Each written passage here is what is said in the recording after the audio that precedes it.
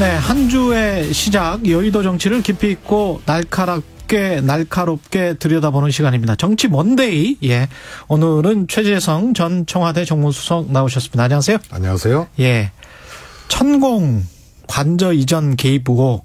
예, 부승찬 전 국방부 대변인이 자신의 저서에서 그냥 폭로를 했는데요. 이게 사실일까요? 대통령실은 뭐 아니다. 언론사 기자들까지 다 고발했습니다.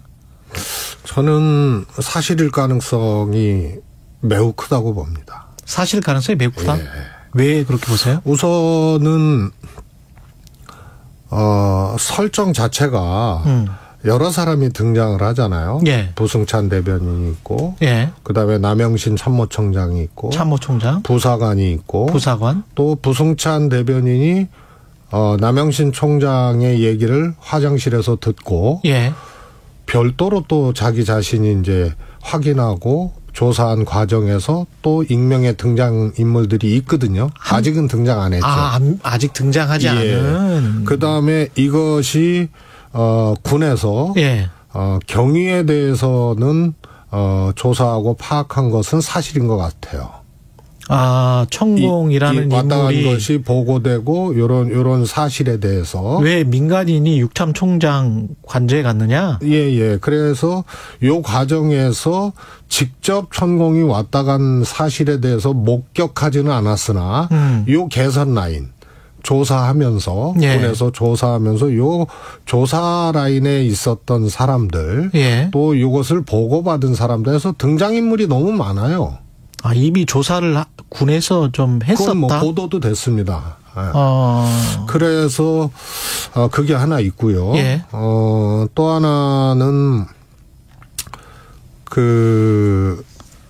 김용현 경호처장이 사실이 아니다라고 강하게 부인하는 CCTV 공개해도 된다 이렇게 이야기를 했거든요. 강하게 부인하는 그 행태가 예. 일반적이지가 않아요. 보통은 첼리스트 사건 같은 경우에는 그거 말도 안 된다 하고 그냥 뭐 대통령실이나 이런 데서 얘기를 했거든요. 예. 그런데 이건 아주 구체적으로 천공이나 내 핸드폰 위치 추적하면은 입증될 거 아니냐 이런 식으로 얘기를 했어요. 그래서 이것은 좀 통상적인 사실이 아닐 경우에 대응하고는 조금 다른 예. 이런 거다. 그래서 오히려 뭐 핸드폰 대조해보자, 위치 추적한 거 해보자 이런 게 알리바이를 만들기 위한 알리바이를 사전에 하지 않았냐라는 의심까지 들 정도로 매우 구체적으로 그렇게 대응하고 있다는 것이. 천공이 휴대폰이 있는지 없는지 모르니까 지금. 그렇습니다. 예. 그것도 그렇고요. 통상 승합차 2대에 나눠 타고 뭐 이렇게 갔다는 얘기 아니에요? 거잖아요. 예. 특정 차량 이름이 나오고 있고요. 자기 차도 아니고 승합차로 갈 정도면 휴대폰 같은 경우에는 다른 데 두고 갔을 가능성이 크죠. 그럴 수도 있겠습니다. 예. 그래서 여러 가지 설정이나 또 등장인물 이것을 알고 있을 수 있는 사람들이 너무 많기 때문에 이것은 사실일 가능성이 저는 매우 높다고 봅니다. 근데 사실이다. 대통령실은 사실이 아니다. 이렇게 주장을 하고 있는데 이걸 밝힐 수가 있나요? 밝힐 어떤 수단이 있습니까? 검찰도 아닌데.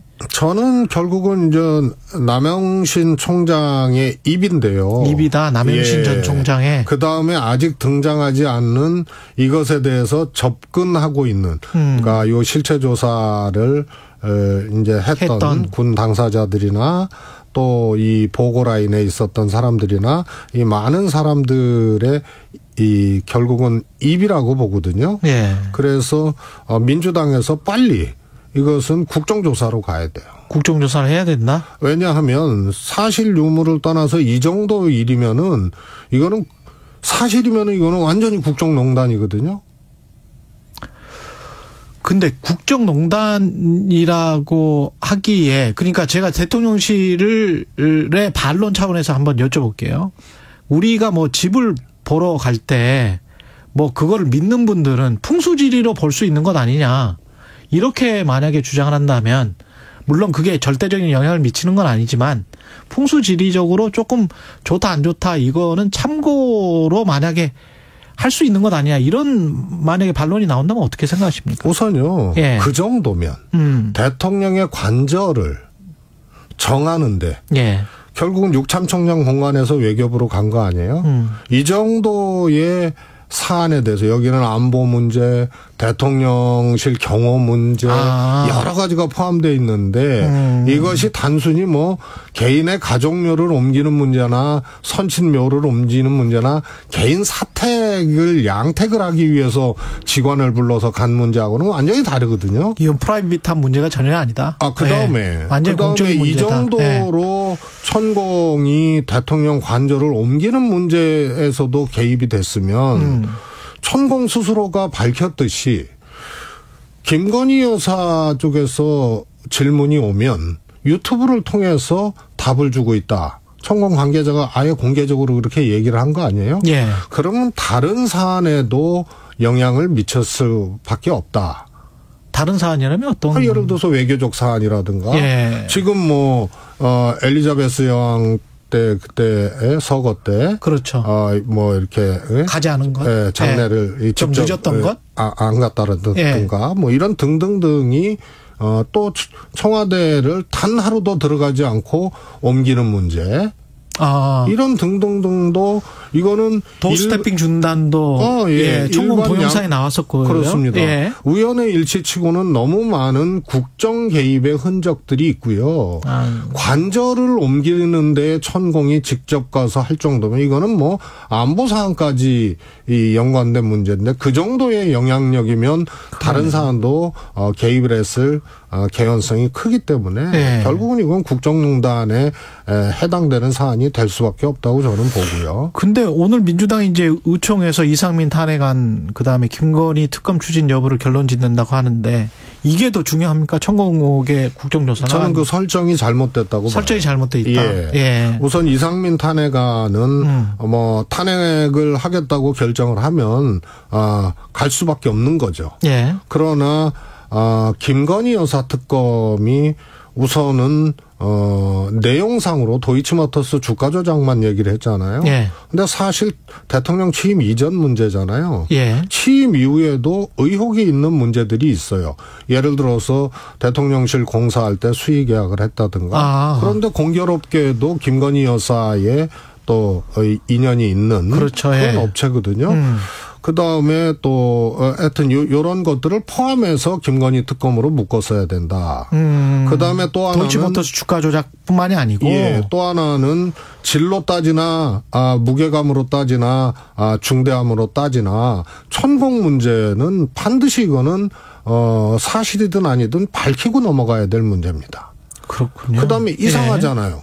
대통령실이 또 대통령 부부가 천공 대변인이 아니잖아요.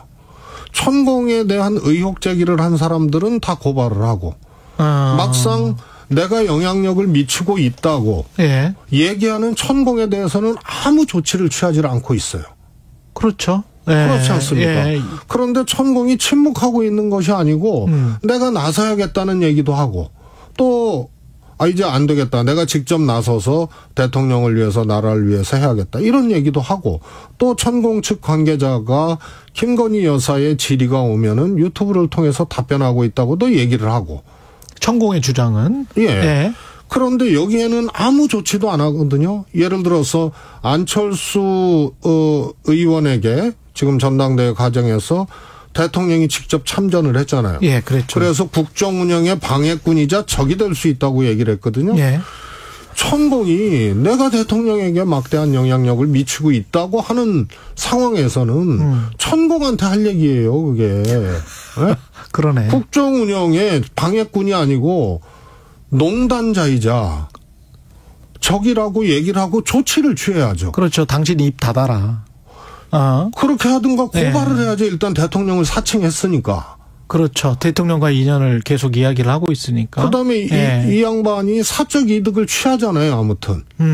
이걸로 교세를 넓히고 또 주식회사까지 있는 사람이에요. 뭐 찾는 사람들이 요새 많다고 하고. 돈벌이도 하고 있고.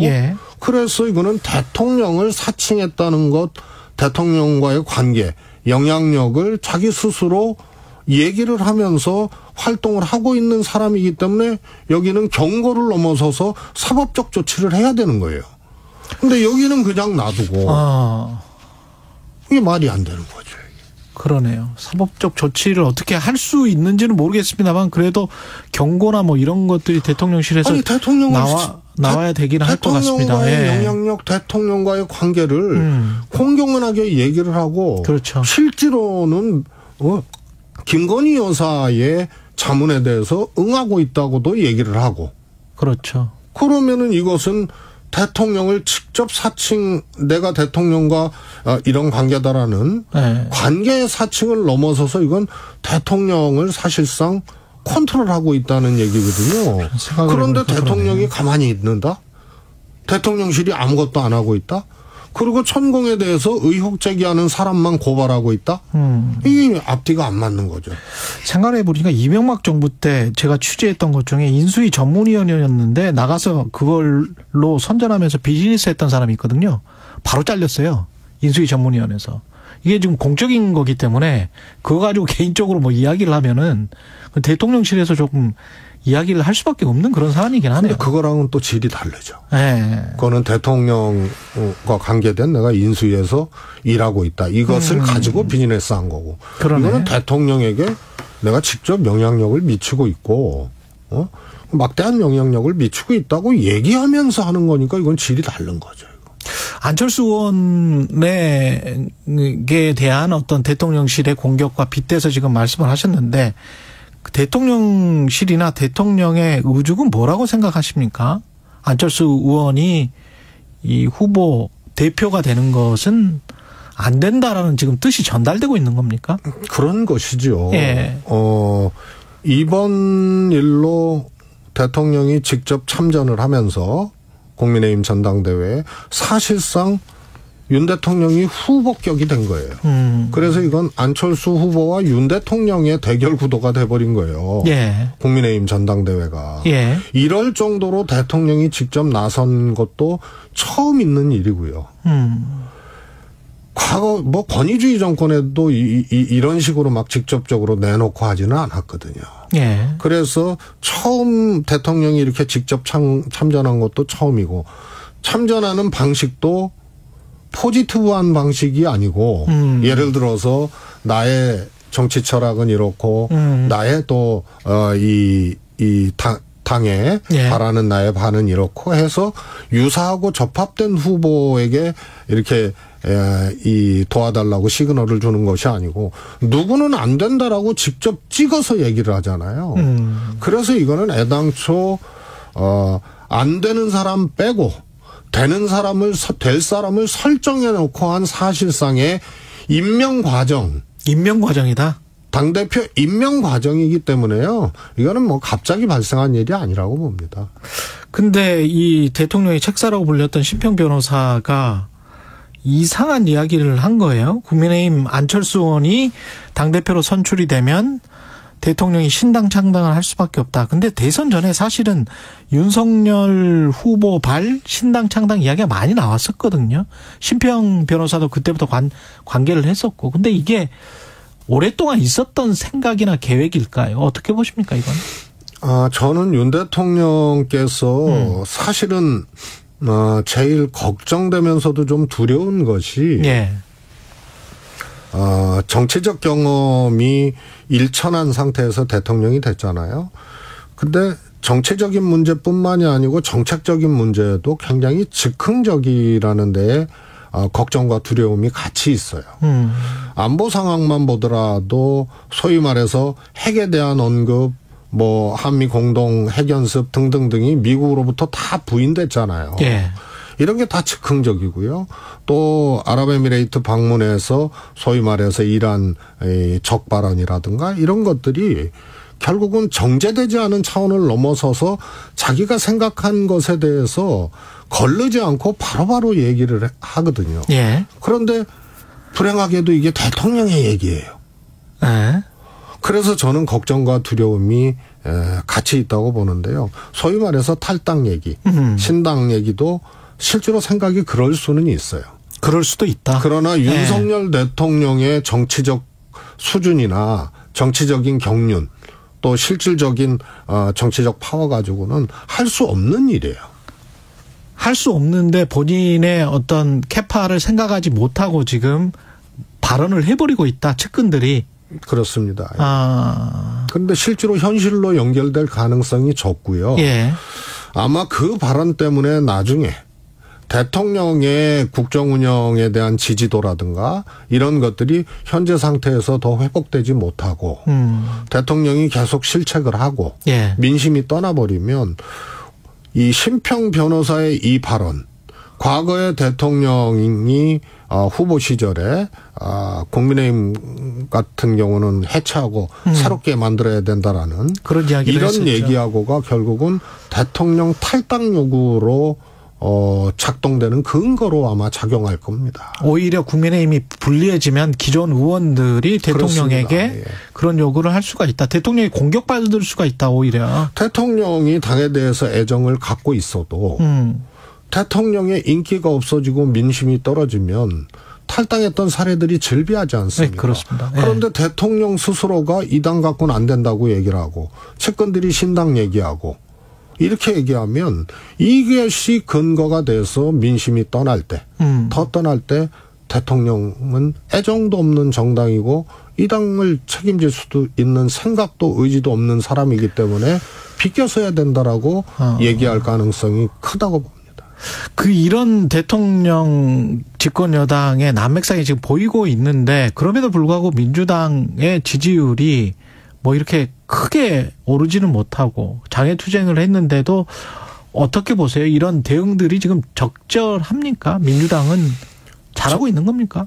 저는 할 수 있는 거는 다 해야 된다고 봅니다. 장애투쟁이든 뭐든. 그러나 제일 중요한 게 이제 과정 관리거든요. 과정 관리다. 예. 예. 지난번에 이상민 장관의 해임 문제는 당연히 해야 될 문제인데 이태원 참사에 대해서 국정조사를 합의하고 그다음에 이상민 장관 해임하라고 최후 통첩을 해임을 했단 말이에요. 예.